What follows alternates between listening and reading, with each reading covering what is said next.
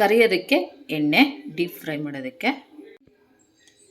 ಎಲ್ಲರಿಗೂ ನನ್ನ ನಮಸ್ಕಾರ. ನಯನಸ್ ರೆಸಿಪೀಸ್ ಬಾಕ್ಸ್ಗೆ ಸ್ವಾಗತ.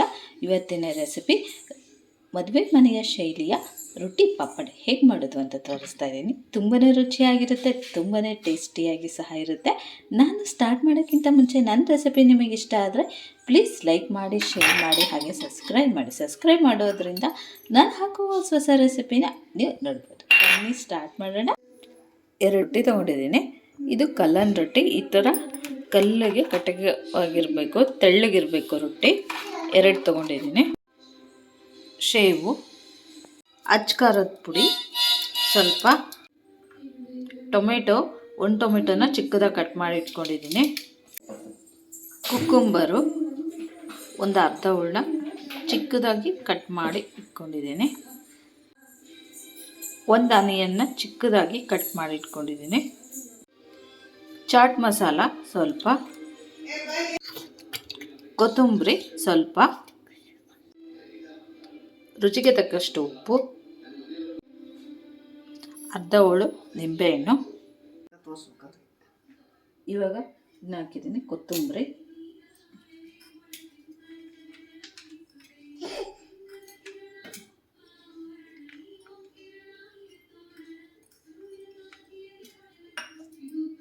ಚಾಟ್ ಖಾರ ಪುಡಿ,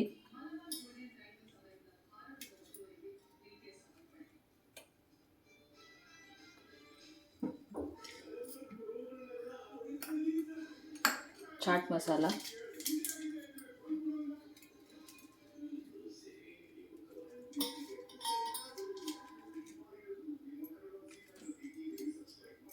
ಉಪ್ಪು,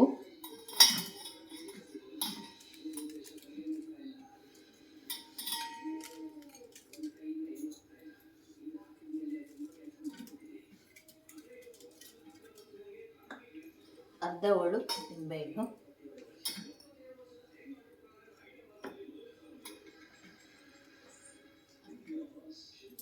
ನಿಂಬೆಹಣ್ಣಿಲ್ಲ ಅಂದರೆ ನೀವು ಆಮ್ಚೂರ್ ಪೌಡ್ರು ಸಹ ಹಾಕ್ಕೋಬೋದು, ಅದು ಸಹ ಚೆನ್ನಾಗಿರುತ್ತೆ.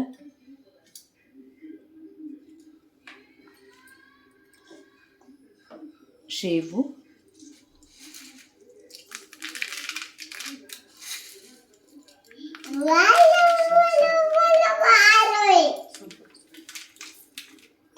ಸೊ ನನ್ನ ಮಗಳು ಸೌಂಡ್ ಮಾಡ್ತಾ ಇದ್ದಾಳೆ, ತಿನ್ನಬೇಕು ಅಂತ. ಆವಾಗಿದ ವೆಯ್ಟ್ ಮಾಡ್ತಿದ್ದಾಳೆ.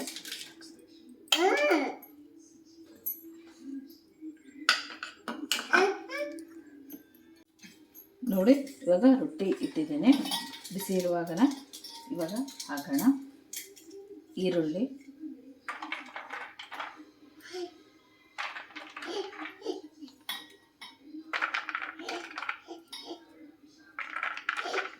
ತುಂಬ ಚೆನ್ನಾಗಾಗುತ್ತೆ ಈ ರೊಟ್ಟಿ ಪಾಪಡ್ಡು. ನೀವು ಮನೆಯಲ್ಲೇ ಈ ಥರ ತೆಳ್ಳನ ರೊಟ್ಟಿ ಮಾಡಿಟ್ಕೊಂಡ್ರೆ ನೀವು ಆರಾಮಾಗಿ ಮನೆಯಲ್ಲಿ ತಿನ್ಬೋದು. ಈ ಥರ ಸಂಜೆ ಟೈಮಲ್ಲಿ ಮಾಡ್ಕೊಂಡು ತಿನ್ಬೋದು, ಅಷ್ಟು ಚೆನ್ನಾಗಿರುತ್ತೆ. ಟೊಮೆಟೊ,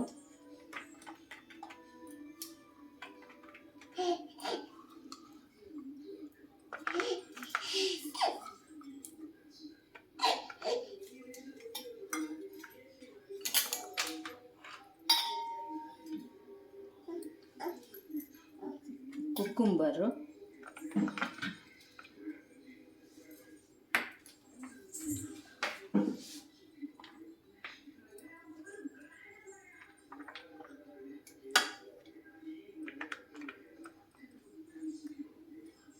ಕುಕ್ಕುಂಬರ್ ಹಾಕಿಂದ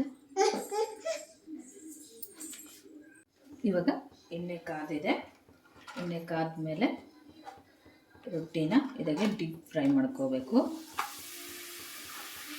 ಈ ಥರ ಒಂದು ಹಿಡಿಕೆ ತಗೊಳ್ಳಿ, ಆವಾಗ ನಿಮಗೆ ಚೆನ್ನಾಗಿ ಬರುತ್ತೆ.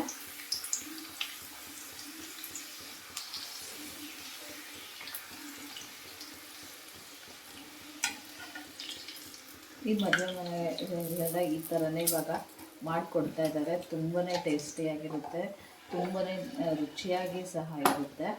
ನೀವು ಸಹ ಮನೇಲಿ ಈ ಥರ ಮಾಡಿ ಖಂಡಿತ ಮಕ್ಕಳು ಇಷ್ಟಪಟ್ಟು ತಿಂತಾರೆ.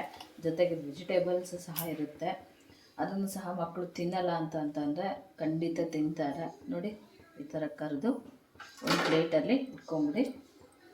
ಇವಾಗ ಇನ್ನೊಂದನ್ನು ಕರಿತಾ ಇದ್ದೀನಿ. ಇದು ಸಹ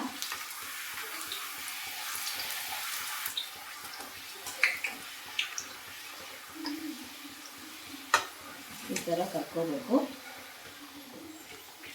ಈ ಥರ ಕರ್ಕೊಂಡು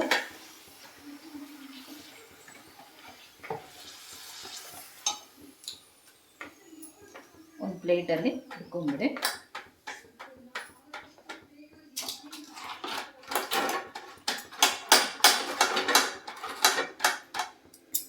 ಇವಾಗ ಇದನ್ನು ಕರ್ತಿದ್ದೀನಿ, ಬಿಸಿ ಇರುವಾಗೆ ಹಾಕಬೇಕು. ಇವಾಗ ಹಾಕೋಣ. ನೋಡಿ, ರೊಟ್ಟಿ ಪಾಪಡ್ ರೆಡಿಯಾಗಿದೆ. ಎಷ್ಟು ಚೆನ್ನಾಗಿ ಕಾಣಿಸ್ತಾ ಇದೆ ಅಂದ್ಬಿಟ್ಟು. ತುಂಬಾ ರುಚಿಯಾಗಿರುತ್ತೆ, ತುಂಬಾ ಟೇಸ್ಟಿಯಾಗಿ ಸಹ ಇರುತ್ತೆ. ಹೋಟೆಲ್ ಶೈಲಿಯಲ್ಲಿ ರೊಟ್ಟಿ ಪಾಪಡ್ ತುಂಬ ಚೆನ್ನಾಗಿರುತ್ತೆ. ನೀವು ಸಹ ಮನೇಲಿ ಒಂದ್ಸಲ ಟ್ರೈ ಮಾಡಿ ನೋಡಿ, ಹೇಗಿತ್ತು ಅಂತ ನನಗೆ ಕಮೆಂಟ್ ಬಾಕ್ಸಲ್ಲಿ ತಿಳಿಸಿ. ನನ್ನ ರೆಸಿಪಿ ನಿಮಗೆ ಇಷ್ಟ ಆದರೆ ಪ್ಲೀಸ್ ಲೈಕ್ ಮಾಡಿ, ಶೇರ್ ಮಾಡಿ, ಹಾಗೆ ಸಬ್ಸ್ಕ್ರೈಬ್ ಮಾಡಿ. ಸಬ್ಸ್ಕ್ರೈಬ್ ಮಾಡೋದ್ರಿಂದ ನಾನು ಹಾಕುವ ಹೊಸ ಹೊಸ ರೆಸಿಪಿನ ನೀವು ನೋಡ್ಬೋದು. Thank you.